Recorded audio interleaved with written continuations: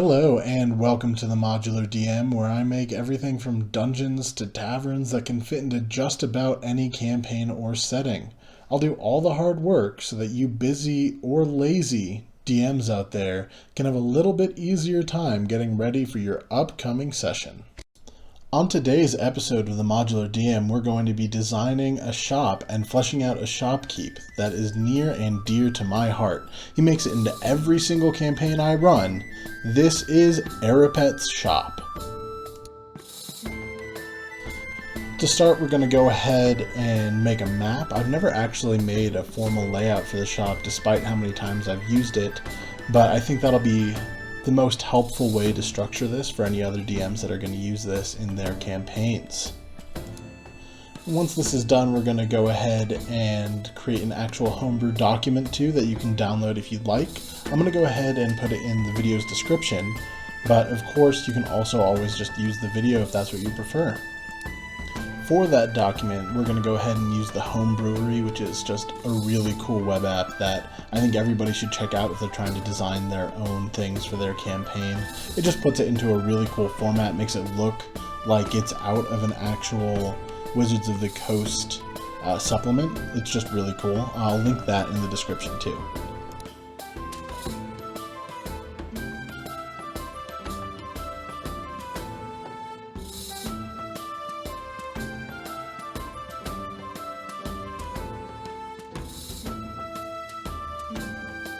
In the back here, we're going to go ahead and do a stockroom and workshop, and we'll find out more in a second, but this really is the most important part of Aropet's shop.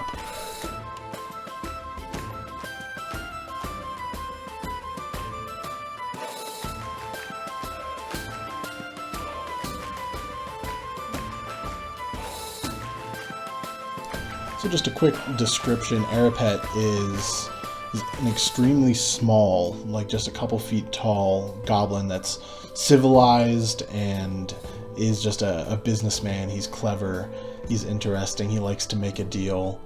He's a lot of fun to roleplay in your campaigns, honestly, as a DM. He's fun to put in there.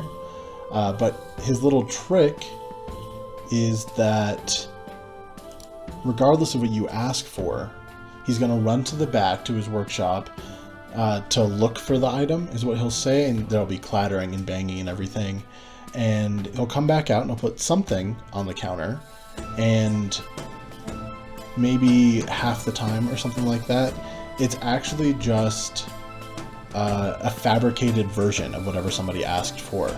So, for example, if your player asked for maybe some crossbow bolts, he'll run to the back and he'll put together a screwdriver and some nails, and he'll cut notches into the back of him, and he'll glue on some parchment as fletching, and your player can go ahead and make a perception check, and if he doesn't pass that check, then he's not going to find out about the fake items, I guess, until the next time that he tries to use them. This can be a lot of fun. It keeps the players on edge. It's got a lot of character as far as just making your world feel real and interesting. The thing is, Aropet is not trying to cause problems. Really, he's just here as sort of a trickster. There's a certain amount of magic involved as his shop just shows up in random places. Pretty much any village or town you can drop it into. It's like it's just appearing in those different shops or locations.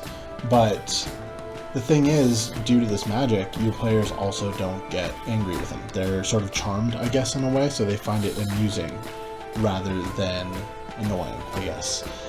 Not to mention that because he knows that this game is going on, it's his game, Aropet already offers good prices on his wares, and on top of that, if your players succeed at their perception checks and they catch Aropet, then he'll give them a discount for winning his game, essentially.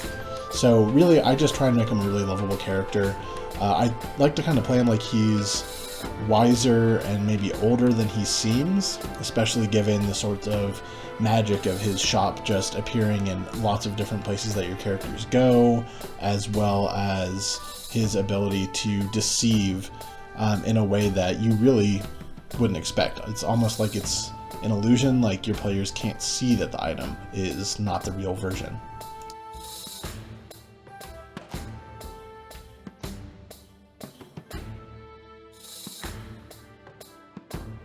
And those fake items, I like to run it so they always work just as well. Well, almost just as well. They always work, but maybe you lose just a little bit of effectiveness. It's mostly for fun. You're not trying to ruin your player's day or anything with it. It's just a little quirk in here. So maybe I would add, or take away, you know, like -1 from the attack with those bolts or something like that, or -1 to hit. Just throw things off a little bit. So this is the home brewery. You can see, you just have to learn a little bit of context stuff that you type in on the left, and when you go to the website, they've got a really great example page that you can copy, and you just sort of follow what they did, and you've got this great looking document when you're done.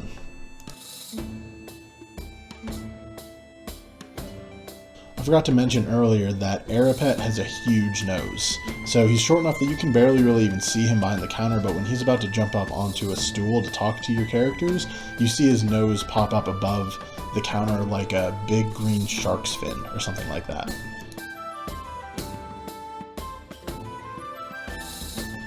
So that's it, guys. This is Aropet and his shop. I hope that you all enjoy it.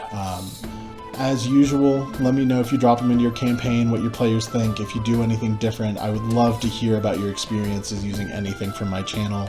It's always great to make stuff for you guys. And yeah, thank you so much. We will talk to you soon.